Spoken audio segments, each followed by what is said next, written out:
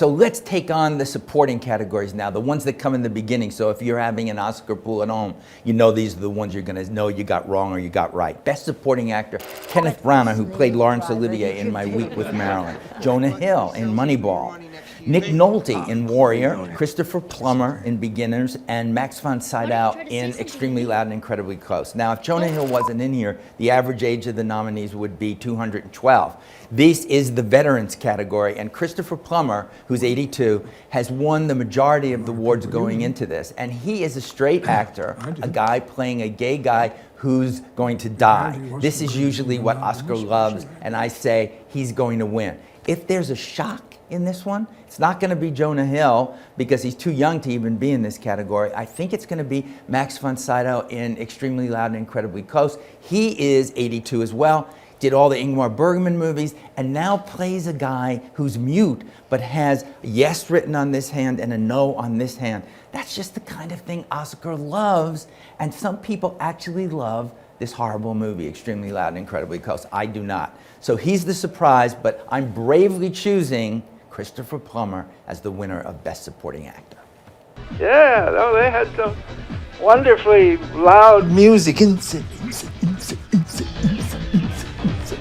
All right, now Best Supporting Actress. Who is that? Bernice Bejo in The Artist. I love doing my French. Jessica Chastain in The Help, but it could have been for any one of the 202 movies she made this year. Melissa McCarthy in Bridesmaids. I mean, this was a big deal, a comedy getting in here, and she is the representation of that comedy. Janet McTeer in Albert Nobbs, and Octavia Spencer in The Help. Now, Octavia Spencer has won almost every award leading into this, and yet we realize that The Artist is a movie the Academy loves. So if it sweeps, Bernice Bejo could sneak in with this as well. Bernice was on our show, and she had this to say about being in The Artist. And I love this character. She's very positive. She turns everything in a positive way, and she's very faithful to life, to him, to everybody. It's a love story. Thank you, Berenice. But the fact is, I think The Help, in terms of acting and ensemble, is where the Academy voters are thinking. So I'm going with Octavia Spencer for The Help. What law's gonna say you got to be nice to your maid? You don't have to do this now, Minnie. You damn right I don't. You two give me heart palpitations. All right, comes the major category of the Oscars, which is Best Picture. This is the kind of thing people make bets on, and you do too. You're probably in an office pool somewhere. And they picked 9 this year. We had 10 nominees the last 2 years, and before that only 5. Now they picked 9. Why? They're crazy. I don't understand them, but I'm going to read it in alphabetical order. First nominee is The Artist. Then we have The Descendants, Extremely Loud and Incredibly Close, The Help, Hugo, Midnight in Paris, Moneyball, The Tree of Life, and War Horse. Look, the way you know this right away, you eliminate it if the directors are not nominated or didn't get many, or you just look at how many nominations did each of these movies get. And the ones with the most nominations tend to win, okay? So the most nominations went to Martin Scorsese's Hugo. Hugo, a movie that's in 3D, that's about a silent movie era, and George Méliès, a guy Ben Kingsley plays, who's there. That has 11 nominations. You know, Martin Scorsese was on the show and talked a little about working this way. The 3D was interesting to me because every time we set up a shot, designed basically beforehand, new things came up. Basically, we had to relearn and rethink everything that we had thought we knew, of course. I try to immerse the audience into the story rather than having you look into a box of 3D and see them far away. I brought the actors closer in the conversion, they call it. Vince Pace, Cameron Pace, it's their company with the real 3D they'll be shot in.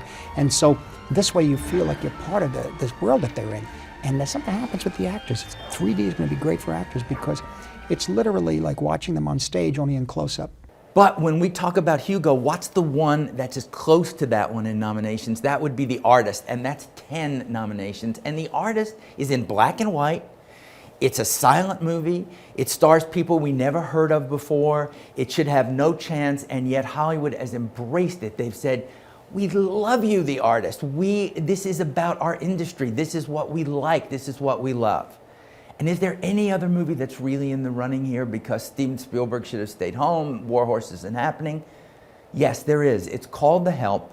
It doesn't have a nomination for its director, Tate Taylor, or its screenplay, but it has 3 acting nominations, and people love it. It made the most money of any movie this year.